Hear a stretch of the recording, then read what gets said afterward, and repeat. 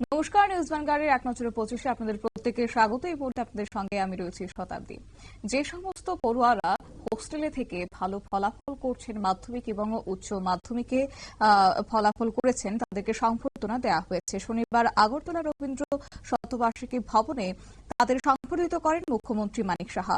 উপস্থিত ছিলেন জনজাতি উন্নয়ন দপ্তরের মন্ত্রী বিকাশ দেববর্মা এবং বিপিন দেববর্মা সহ আরো অনেকেই।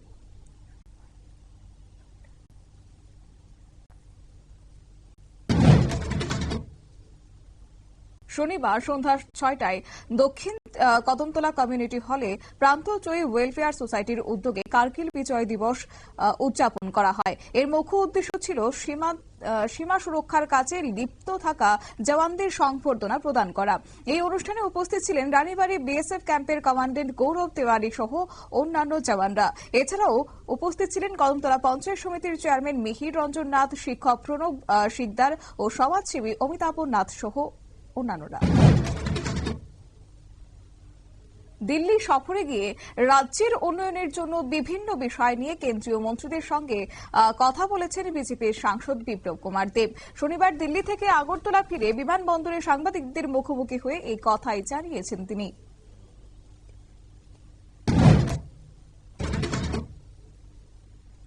শনিবার কার্গিল বিজয় দিবস উপলক্ষে মিছিল বের করা হয়। মশাল মিছিল বিজেপি যুব মোর্চার পক্ষ থেকে উদয়পুর ভারতীয় জনতা পার্টি অফিসের সামনে থেকে শুরু হওয়া এই মিছিলে উপস্থিত ছিলেন অর্থমন্ত্রী প্রণজিৎ সিংহ রায়, ভারতীয় জনতা পার্টির গোমতী জেলা সভানেত্রী সবিতা নাগ, যুব মোর্চার গোমতী ডিস্ট্রিক্ট সভাপতি সুকান্ত সাহা, বাগমার এমএলএ রামপদ জমাতিয়া সহ আরো অনেকে।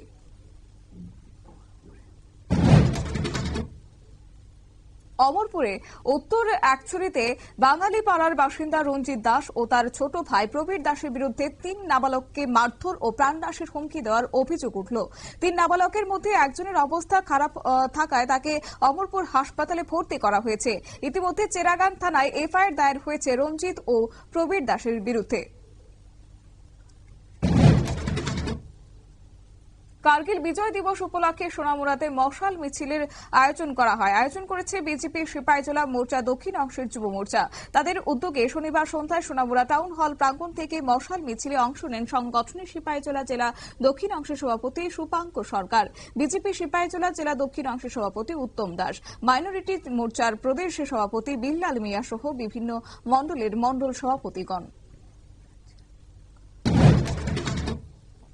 রাজ্য সরকার ন্যূনতম সহায়ক মূল্যে ধান ক্রয় কর্মসূচির আওতায় দক্ষিণ ত্রিপুরা সাব্রুম মহকুমার বটতলা এলাকায় শনিবার বেলা 2টায় শুরু হয় 2024-25 সালের রবি ফসল সংগ্রহ।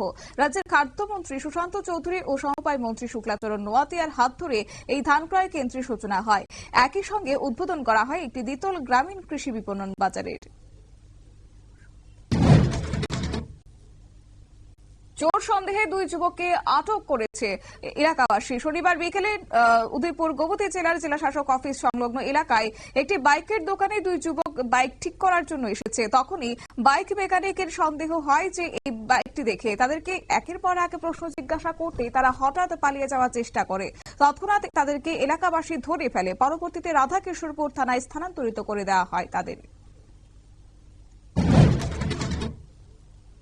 দায়িত্ব গ্রহণ করার পর নেশার বিরুদ্ধে অভিযান প্রথম সফলতা পেলেন পূর্ব থানার ওসি সুব্রত দেবনাথ এবং শনিবার গোপন খবরের ভিত্তিতে প্রাচ্য ভারতী স্কুল সংলগ্ন এলাকা থেকে 2 জন আসামি সহ নেশা সামগ্রী উদ্ধার করতে সক্ষম হয় পূর্ব থানার পুলিশ।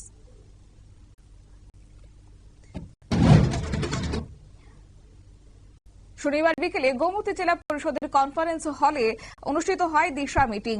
জেলার সরকারি প্রকল্পগুলির অগ্রগতি নিয়ে বিস্তারিত আলোচনা হয়। সাংসদ বিপ্লব কুমার দেব ছাড়াও উপস্থিত ছিলেন সভাধিপতি দেবল দেব রায়, গোমতী জেলার জেলাশাসক রিঙ্কু নাথের সহ সমস্ত বিধায়ক এবং এমডিসি, পাশাপাশি বিভিন্ন দপ্তরের আধিকারিকরা।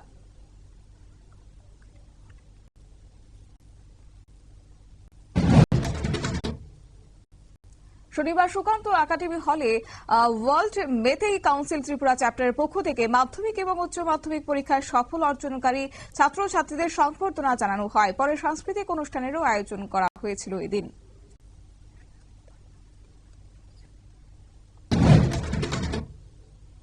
ন্যাশনাল ফার্মাসিউটিক্যাল প্রাইসিং অথরিটির অন্তর্গত ত্রিপুরা রাজ্য ফার্মাসিউটিক্যাল প্রাইসিং মনিটরিং এবং রিসোর্স ইউনিটের উদ্যোগে সেমিনার অনুষ্ঠিত হয়।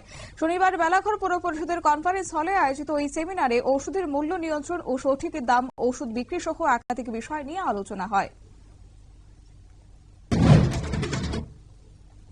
শনিবার সিপিএম আমবাসা মহকুমা কমিটির উদ্যোগে স্মার্ট মিটার সিদ্ধান্ত বাতিল ও চড়া হারে বিদ্যুৎ মাশুল প্রত্যাহারের দাবিতে এক বিক্ষোভ মিছিল ও পথসভা অনুষ্ঠিত হয়। আমবাসা সিপিএম এর জেলা কার্যালয়ের সামনে থেকে বিক্ষোভ মিছিল শুরু হয়ে আমবাসা বাজার পরিক্রমা করে পার্টি অফিসের সামনে এসে শেষ হয়। আর সেখানে সভার আয়োজন করা হয়েছিল। উপস্থিত ছিলেন কেন্দ্রীয় কমিটির সদস্য মানিক দে সহ অন্যান্যরা।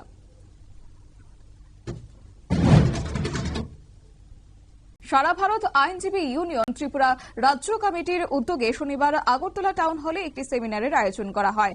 উপস্থিত ছিলেন কলকাতা হাইকোর্টের অবসরপ্রাপ্ত প্রধান বিচারপতি দেবাশিস করগুপ্ত, সারা ভারত আইনজীবী ইউনিয়নের সর্বভারতীয় সভাপতি তথা বরিষ্ঠ আইনজীবী বিকাশ রঞ্জন ভট্টাচার্য, সাধারণ সম্পাদক হরিবল দেবনাথ সহ অন্যান্যরা।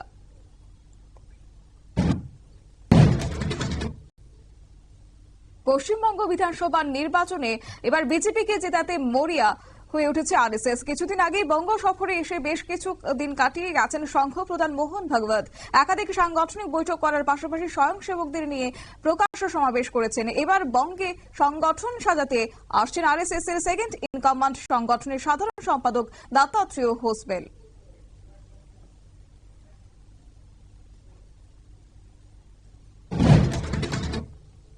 মধ্যপ্রদেশের সাগর জেলায় কীটনাশক সালফাস ট্যাবলেট খেয়ে আত্মঘাতী হলেন একই পরিবারের 4 জন সদস্য। সাগরের জেলা সদর থেকে 12 কিলোমিটার দূরে তেহর গ্রামে থাকতেন মৃতরা, এবং তারা কি কারণে সপরিবারে আত্মঘাতী হলেন তা এখনো স্পষ্ট নয়।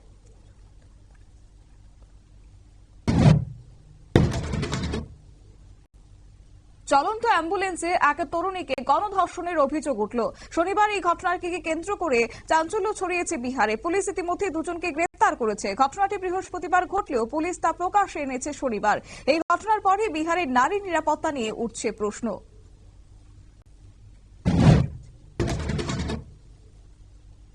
শাশুড়িকে মা সাজিয়ে ভুয়ো পরিচয়পত্র বানিয়ে 30 বছর ধরে পশ্চিমবঙ্গের বনগাঁর বাগদা এলাকায় বাস করছিল বাংলাদেশি নাগরিক ও বিএনপি রেজাউল মন্ডল। জানা গেছে গত বছর হাসিনা সরকারের পতনের পর ফের বাংলাদেশে ফিরে যায়। সম্প্রতি রেজাউলের ছেলে, সেও বাংলাদেশি নাগরিক। এটা প্রকাশ্যে আসার পরই হইচই শুরু হয়। ভুয়ো পরিচয়পত্র বানিয়ে থাকতে দেওয়ার অভিযোগে তার স্ত্রী শেরফুল মন্ডলকে গ্রেফতার করে আদালতে তুলল পুলিশ।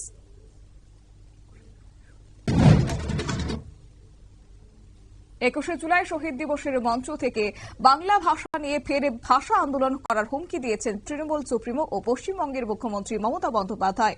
তৃণমূলের বাঙালি অস্মিতা জাগানোর সেই চেষ্টার পাল্টা কর্মসূচির কথা ঘোষণা করলেন বিজেপি। 15 আগস্টের পর এসআইআর সমর্থনে ও রোহিঙ্গা মুক্ত ভারতের দাবিতে পথে নেমে বৃহত্তর আন্দোলনের ডাক দিলেন।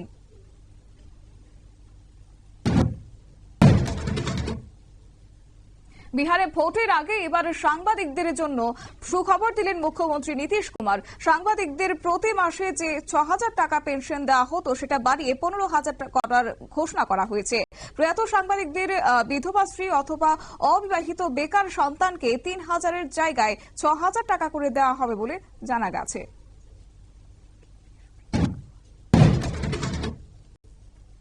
সিপিএমকে দেশপ্রেমিক হওয়ার এবার পরামর্শ দিল বোম্বে হাইকোর্ট। গাজা বা প্যালেস্তাইন নিয়ে বিক্ষোভ কর্মসূচি না করে দেশের সমস্যা নিয়ে সরব হতে বলল। পাল্টা আদালতের পর্যবেক্ষণকে অসাংবিধানিক বলে বিবৃতি দিয়েছে সিপিএম এর পলিট ব্যুরো। যদিও বিজেপির কটাক্ষ, আমরা এতদিনে যা বলে আসছিলাম, আদালত আজ তাকে মান্যতা দিয়েছে। ইরানের আদালতে বিচারপতির ঘরে বিস্ফোরণ হলো। জানা গেছে চলল এলো পাথারি গুলি। শনিবার ঘটনাটি ঘটেছে দক্ষিণ পূর্ব ইরানের বালুচিস্তান প্রদেশের রাজধানী জাহুদানে। জৈশ আল আদল নামের একটি জঙ্গি গোষ্ঠীর 3 ফিদায়ে এর ভয়াবহ হামলায় প্রাণ হারালেন 6 জন, জখম 22 জন। নিরাপত্তা রক্ষীদের পাল্টা গুলিতে খতম হয়েছে 3 জঙ্গিও।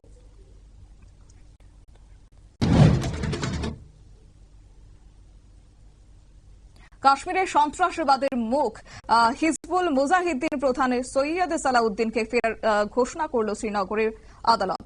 গ্রেপ্তারি পরোয়ানা মেনে আত্মসমর্পণ না করলে তার সম্পত্তি বাজেয়াপ্ত করার প্রক্রিয়া শুরু করার নির্দেশ দিল। ভারতের এই আইনি প্রক্রিয়ায় চাপ বাড়ল ইসলামাবাদের, কারণ পাকিস্তানি আশ্রয় নিয়েছিলেন সালাউদ্দিন ও তার পরিবার। ইসরায়েলকে দ্রুত গাজা থেকে এবার হামাসকে নির্মূল করার নির্দেশ দিলেন আমেরিকার প্রেসিডেন্ট ডোনাল্ড ট্রাম্প। গত 6 মাসে ধারাবাহিক চেষ্টা চালিয়েও সংঘর্ষ বিরতি করাতে পারেননি তিনি, এবং প্যালেস্তাইন সশস্ত্র গোষ্ঠী হামাসকে নির্মূল করার লক্ষ্যে গাজা ভূখণ্ডে ধারাবাহিক অভিযান চালাচ্ছে ইসরায়েলি ফৌজ। এবার মার্কিন প্রেসিডেন্ট ডোনাল্ড ট্রাম্প তেল আবিবের সেই প্রচেষ্টাতে সম্মতির শিলমোহর দিলেন, দ্রুত কাজ শেষ করতে বললেন।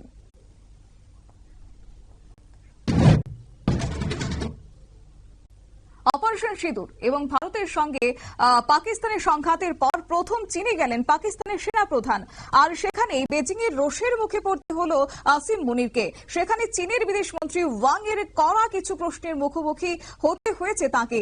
পাকিস্তানের চীনা নাগরিকদের নিরাপত্তা নিয়ে প্রশ্ন তুললেন ওয়াং। জানতে চেয়েছেন চীনাদের সুরক্ষার জন্য কি কি বন্দোবস্ত করেছে পাকিস্তান সরকার।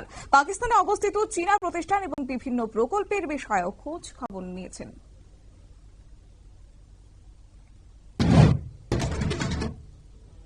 এক নজরে 25 আপাতত এই পর্যন্তই। পরবর্তী আপডেট এবং টকশো দেখার জন্য চোখ রাখুন শুধুমাত্র নিউজ ভ্যানগার্ডের পর্দায়। নমস্কার।